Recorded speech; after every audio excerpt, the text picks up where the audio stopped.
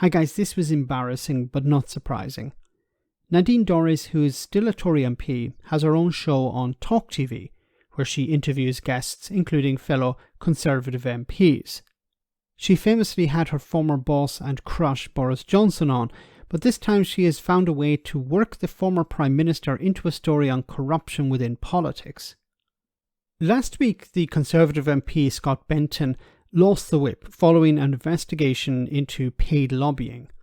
He boasted about his ability to ask questions on behalf of a fake company he would have been hired by. As he's had the whip removed, he is now an independent MP. But Nadine Dorries links this to Boris Johnson in one of the weirdest ways possible. So they're all really interesting points. Just a couple of things I'd like to say in Scott's defence, actually. He's the MP for Blackpool MP, one of the two MPs for Blackpool. Gambling is huge in his constituency. He's a new MP who didn't even spend his first 2 years in Parliament because of COVID.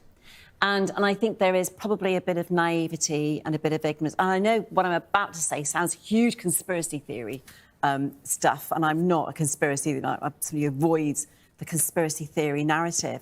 But what is really interesting about Scott, is we have lots of MP WhatsApp threads. And Scott, on those threads, is the only MP who's absolutely vocally supportive of and an advocate for, and quite often says, I'm not going to win my seat in Blackpool without Boris Johnson. And he's always been an advocate for Boris and said during Boris's removal. Nadine, he's not going to shag you. Okay, Boris is not going to do it. I don't know why you keep banging on about this, maybe for a better choice of words, but he doesn't care. It's quite embarrassing to watch at this stage. So what she's trying to say here is that in some way, Scott Benton was forced out because he's a supporter of Boris Johnson. Nothing to do with corruption, nothing to do with potential corruption, nothing to do with lobbying, nothing to do with any of these things.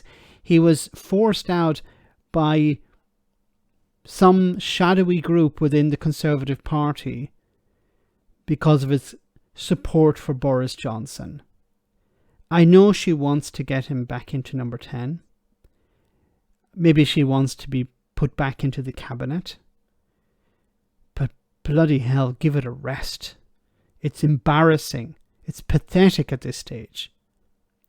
Boris Johnson is like a god to her. He can do no wrong. He's the mophead version of Jesus Christ. It's sad. She needs to let it go. Honestly, all of Boris Johnson's supporters need to let it go. I think Boris Johnson has given up at this stage. He's tried to bring down Rishi Sunak on a number of occasions, and it's failed.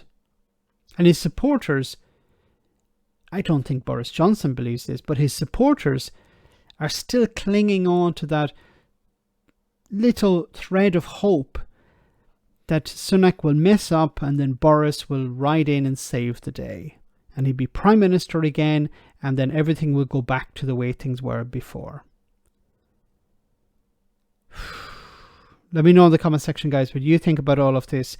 As always, your comments are greatly appreciated. Thanks a lot.